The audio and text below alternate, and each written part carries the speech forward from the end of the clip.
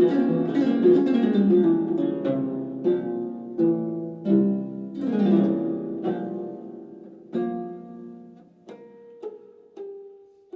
and welcome to another musical adventure in time travel. Today I'm going to show you an additional little lesson to complement my series of online lyre lessons, demonstrating in nice, easy to manage chunks how you too can learn to master the beautiful Chelys of ancient Greece, the Chelys, or the tortoiseshell form lyre of ancient Greece. And this beautiful lyre is made in modern day Greece by a company called Luthieros, and you can find out more about them and their wonderful Lyre 2 project dedicated to reintroducing the beautiful lyre of antiquity into our modern world on my website blog about the Lyre 2 project. Just go to the homepage of ancientlyre.com and on the top navigation bar check out the Lyre 2 project. So that's about this lyre. And to complement the series of lyre lessons, as I say, some tips and some tips I actually picked up myself as I've been recording my latest album with this beautiful lyre. And this album is a little EP of 6 tracks called The Lyre of Hermes, just out on iTunes, and it should hopefully be out on Amazon very shortly. That's the plug out the way with. But in this particular album, I discovered some really interesting sort of techniques that I haven't used on any of them other of my lyres before. The first thing, in addition to the sort of tips I mentioned throughout my series of lyre lessons, is how to find the strings on this beautiful instrument when the strings aren't colour coded, unlike the modern harp.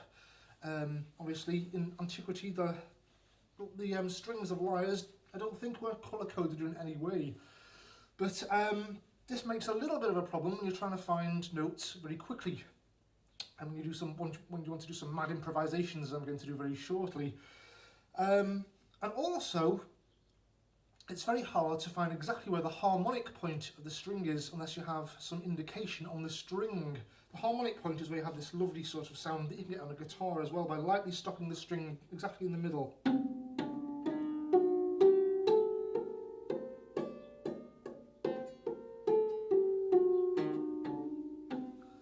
Now the reason I can find all the harmonic points on this beautiful lyre is because I cheated a little bit. I found on the exact centre point of the string, and it's quite easy to find, you just sort of, it sounds like a lot of clunking, but when you just find that sweet point, oh, there's the sweet point, you get one of these amazing things, a CD marker pen, and you very lightly mark approximately in the middle of the string. And the actual harmonic point is quite a vague sort of area. It's about a centimetre in duration, so it doesn't matter if you don't hit exactly the right sort of mark on the string, but it just really helps to find that sweet tone as opposed to the clunky tone if you don't quite hit the harmonic point. And a double whammy with this, by indicating on some of the strings exactly where the harmonic points are, you also can colour code the strings so you can find very quickly the specific intervals you want to find. And on this lyre, this is the Lyre of Apollo III by Luthieros. There's 11 strings, and how I mark the strings on the, there's the first, I'll call the first one the bass string, so this is the second string. I mark exactly in the centre point of the second string where the harmonic point is. And since I really like this particular mode, which starts on the second string up, a fifth above that, I mark the next string, so that's string 1, 2, 3, 4, 5, 6. So just here, so just find the sweet point, just there, and I'm going to just gently mark it with that pen. I'll just mark my finger, never mind, that'll help me find it even better. And then a fourth up from that one, so that takes us to 1, 2, 3, 4, 5, 6, 7, 8, 9. The ninth string, I find the harmonic point of that one as well. Just about there. So just mark where that point is.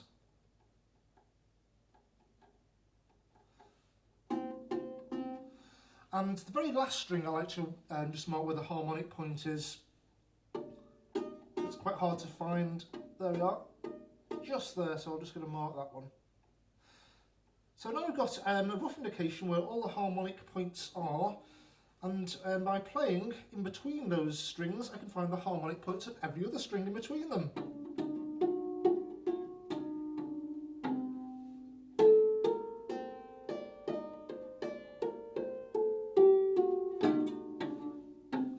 Like that. And so the other beauty of it, I've now got some string markers so I can quickly find the most important intervals from the root of the particular mode I'm in. My favourite mode is the ancient Greek Phrygian mode. That's the equivalent intervals of D to D on the white notes of the piano, which was misnamed the Dorian mode in the Middle Ages. So it's the ancient Greek Phrygian mode is the correct terminology.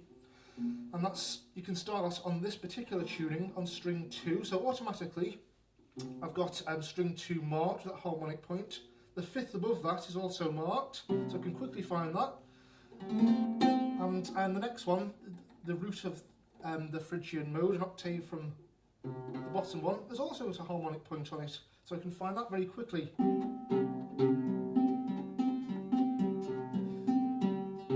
There you go. So now the strings are all nicely marked, very subtly, so only I can see them. The actual audience, presumably yourselves, can't see exactly where these dots are, but I can. Amazing stuff.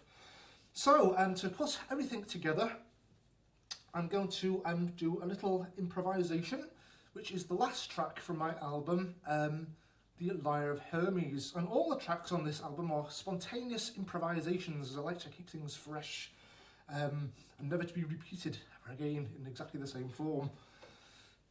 Also, oh yes, some other points besides the harmonic points of the strings. Two other really interesting techniques that I've recently discovered you can do on this beautiful lyre.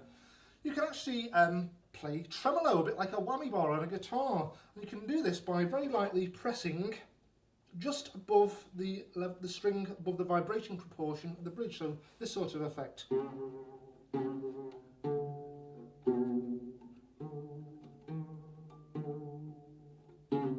Quite eerie sound you can get, works really well on the bass strings. Because the odd squeak, as you might be able to hear on my album, The Lyre of Hermes, this one squeaks a little bit. Oh no, it's okay today. But that all adds to the effect, has a slight squeak to the tone sometimes. So that's how you can play vibrato, by just very lightly pressing above the vibrating proportion of the strings, just above the bridge here. That's the squeaky one. So it works better, the vibrato, on the slightly lower tension bass string, so bear that in mind whenever you're trying to improvise. Now another marvellous thing as well, Luthieros make these incredible, authentic replica 2,500-year-old carved bone plectrums, exactly as they had in ancient Greece. Now besides the fact that the ancient Greeks were much cleverer than us and actually attached their plectrums by a nice little piece of leather cord to the lyre so you never lose the thing, you can do some marvellous effects with it. You can actually create slide guitar effects, or the posh word portamento, and you can do this by just sliding up and down the string. And I've done this on a couple of tracks in the Lyre of Hermes, including this one, which is, as I say, called the Nymphs of Hades, the Nymphs of Hell, or the underworld. And this is the sort of effect you can get. That sort of thing, amazing stuff. So we're going to put all these little effects together now and check it out. Also check it out on iTunes, because it's a pretty good album. That's the plug out the way with. If you have any questions about any of these sort of points I've raised during my course of lyre lessons, just simply write to me directly on the contact form of my website, ancientlyre.com, and I'll be very happy to help you. Anyway, enjoy this mad improvisation to come, the Nymphs of Hades. Enjoy.